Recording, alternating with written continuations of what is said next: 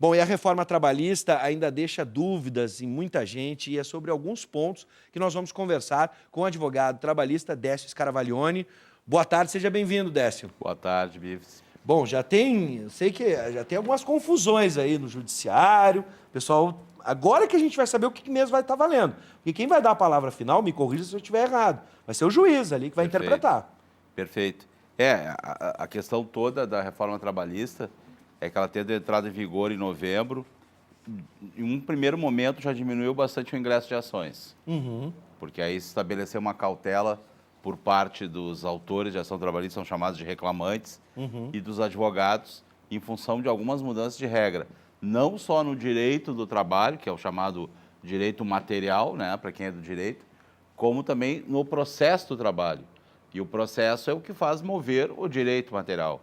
Eu sempre digo, tentando explicar e usando um linguajar popular, que o direito é morto, ou seja, ele é inanimado.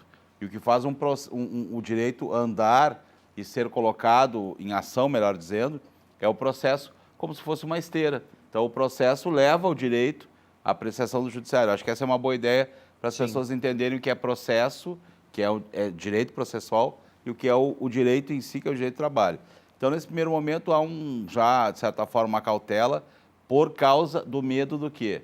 O reclamante hoje, pela reforma trabalhista, ele se perder a ação, ele pode ser condenado a pagar não só as custas processuais, perícias que ele eventualmente precise, para ver se o ambiente de trabalho dele tem insalubridade, periculosidade, ou uma perícia contábil nos documentos da empresa, para ver se foi pago certo aquela ou outra verba de natureza salarial, mas também pode ser condenado a pagar os honorários de sucumbência. E o que são honorários de sucumbência? Os honorários de sucumbência são uma peculiaridade do direito brasileiro e indica que a parte perdedora paga honorários para o advogado da parte vencedora. Sim. O que na Justiça do Trabalho nunca existiu, sob o ponto de vista do reclamante. Por quê?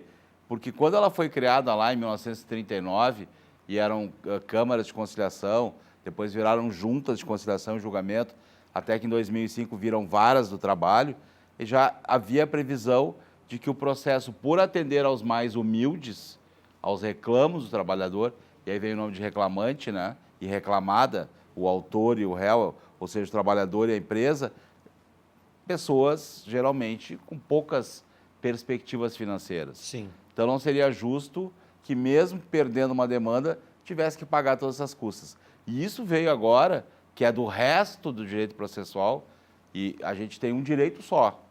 Só que o direito ele é dividido para ser menor estudado. Assim como a medicina, que tem vários campos, a engenharia, a própria comunicação, todas as áreas de conhecimento humano. Então, eu tenho o Código de Processo Penal, eu tenho o Código de Processo Civil, e no direito civil brasileiro sempre houve essa questão da sucumbência. Mas na CLT, na parte processual dela, nunca houve. E essa é uma novidade que, de certa forma, e aí o comentário é esse, seria para inibir, né, o fluxo imenso de demandas, que no Brasil se teria um afluxo de demandas muito maior que qualquer outro lugar do mundo, e que, para acabar com isso, só tem que colocar o medo nas pessoas, que é o, inclusive, de não entrar numa aventura, porque se perder essa aventura vai ter que pagar honorários para advogado da outra parte. Sim. Eu não concordo com isso, porque eu sempre digo, há empresas e há empresas. E se nós verificarmos grandes corporações, muitas delas não têm demandas na justiça. Claro. Porque elas cumprem aquilo que é devido. Né? Bom, vamos para a tela, você pode participar, já anotou aí pelo WhatsApp, 99588-2374, 99588-2374 é o espaço para você fazer a sua pergunta agora, tirar a sua dúvida com o Décio.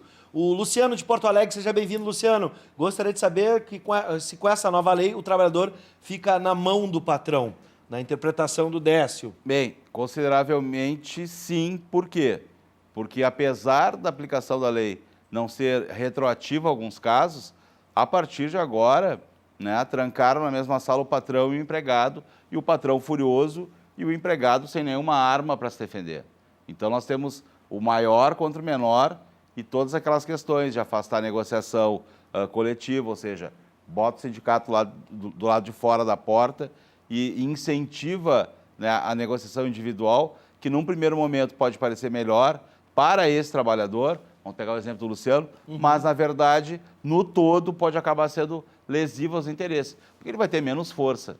E há muitos instrumentos hoje, ao contrário do que existia antes, onde se tentava estabelecer um equilíbrio entre a força do capital e a pouca força da capacidade de trabalho do trabalhador, do operário, e isso, a balança agora me parece que está desnivelada. Sim. Ou seja, o patrão tem mais instrumentos do que tinha antes para acabar com carreiras, para acabar com a continuidade de acordos coletivos, que agora vale mais o negociado do que o legislado. Sim. Essa é a tese de quem criou a reforma. E tem gente que interpreta de outra forma. O Rafael diz o seguinte: eu achei interessante essa reforma trabalhista, para mim ela é justa e permite outras formas de trabalho dentro do que rege a lei.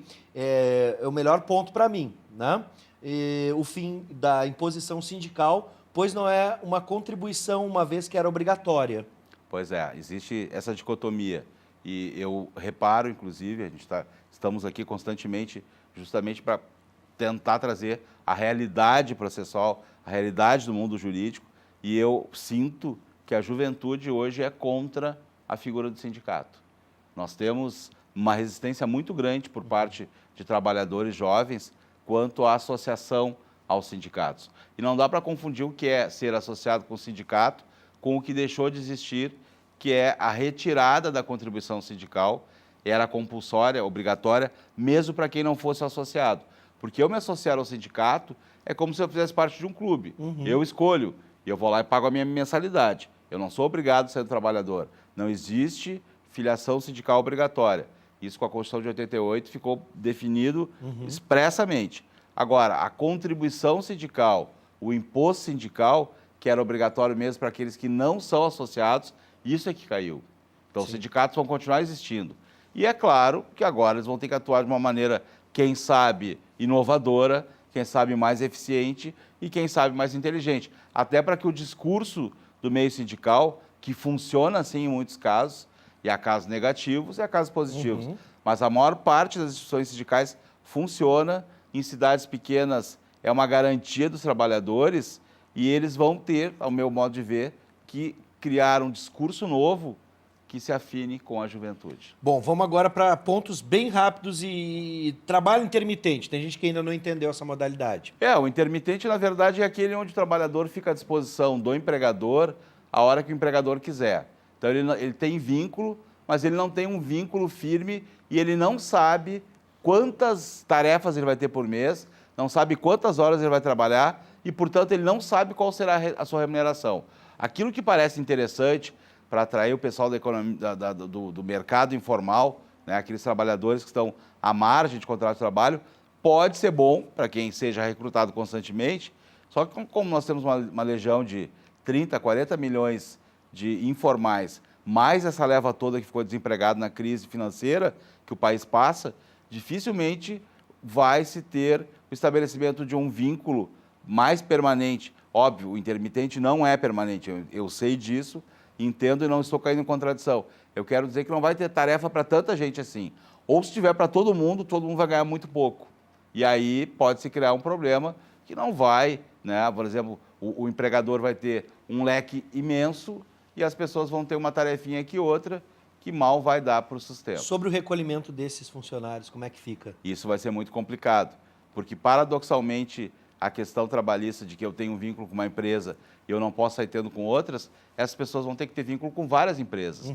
E elas vão ter que controlar que cada centavo que elas ganham corresponda a uma contribuição previdenciária, porque senão, no fim, a vida dessa pessoa vai virar o caos. Sim.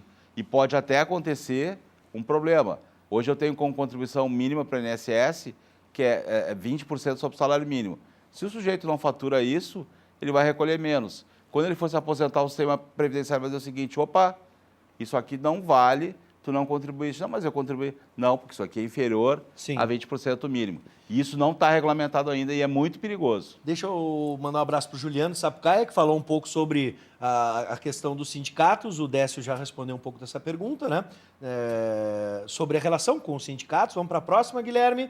A reforma pode ser revogada por outro governo? Isso é uma pergunta importante, já que a gente tem ano de eleição aí e troca também na Câmara. Pode. A Luísa que perguntou. Pois não, Luísa, ao contrário da reforma previdenciária, que ainda não saiu e vai se dar na alçada constitucional, a reforma trabalhista, ela alterou a lei ordinária, ou seja, abaixo da Constituição. Sim. Então, havendo vontade política, havendo uma questão até ideológica, pode sim o Congresso receber um projeto de lei para reformar ou para simplesmente retirar do mundo jurídico essa lei e volta ao que era antes.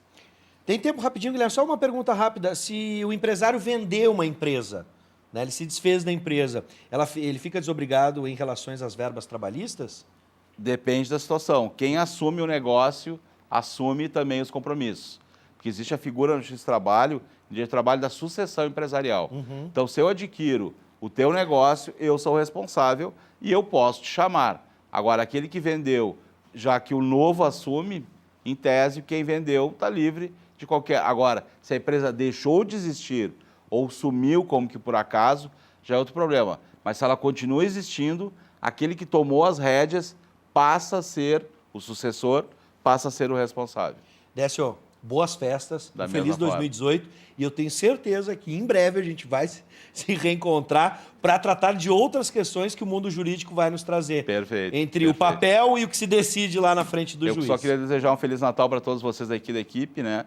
E que é sempre um prazer estar aqui e que na virada de ano sejamos de novo aqui para outras lutas. Vamos lá. Muito obrigado.